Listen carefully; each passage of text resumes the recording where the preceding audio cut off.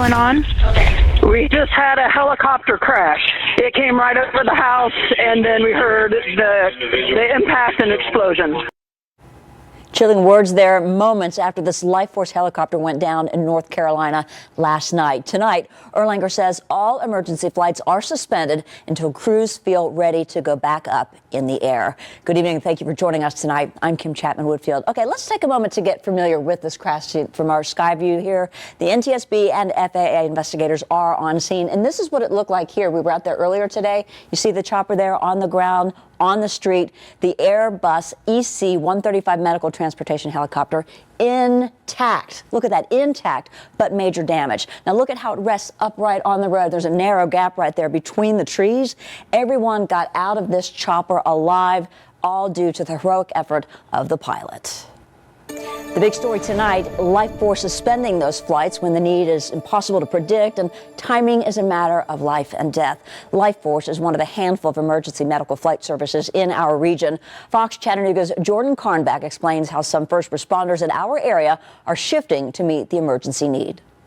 After a crash in North Carolina Thursday, Erlanger Health Care System says they have suspended all Life Force operations. A spokesperson told us, quote, "There is no timeline on when they'll return to normal operations. I went to see how this suspension will affect the agencies who rely on it." Most people don't realize how often we utilize Life Force or a helicopter of any kind, and so certainly if you are the patient that needs that type of care, that type of transportation, it's a concern for you. Adam Lewis works for Bradley County EMA, one of the many agencies who use Life Force when a person is in need of aerial medical transport. We unfortunately have the need 8 to sometimes 10 times a week on average to call for Life Force. So this will create an adjustment for us. That adjustment stems from Erlanger's decision to suspend Life Force helicopters following the crash here in Macon County, North Carolina, while transporting a patient Thursday. A spokesperson for Erlanger Health Care System told us, quote, "Life Force will be suspending all operations until crews feel ready to return to service." That they've taken this step to suspend service so that they can take a look at the rest of the helicopters that they operate and make sure that they're safe as well. Lewis says the two emergency helicopter partners they use are Life Force and UT Lifestar, based out of Knoxville. Fortunately, we've been able to reach out and partner with Lifestar out of Knoxville. They have a base as close as Sweetwater that they'll be able to respond to our patient calls. We asked what this means for similar agencies who use Life Force but may be out of reach for UT Lifestar. If the helicopter was too far away to respond effectively, we would result in, or we would default to our ground transportation, our ambulances, to try to find the quickest and fastest trauma care for the patient. Macon County 911, what's the location of your emergency? Hey, this with Life Force Air Medical Service. Hey. My Life Force 6 was headed to Mission. We have lost contact with them. They had to make an emergency landing. He's yelling for help out in our field. The pilot's alive. Pilot is alive. A helicopter crash in western North Carolina suspends all Erlanger Life Force helicopter operations. Good evening, I'm Latricia Thomas. And I'm Kim Chapman-Whitfield. It sent 3 Murphy Life Force crew members to the hospital. This all happened when they were transporting a patient. FlightAware says the helicopter left the Murphy Medical Center.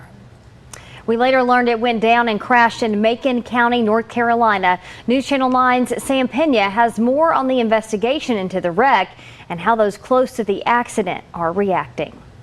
This heavily wooded area in Franklin, North Carolina could have caused disaster. Instead, the Macon County Sheriff says we saw a miracle. Take a look up this hill. You can see the wreckage of the Life Force 6 helicopter piloted by a Murphy crew that crashed on the road with all passengers and crew surviving. It came right over the house, and then we heard the impact and explosion.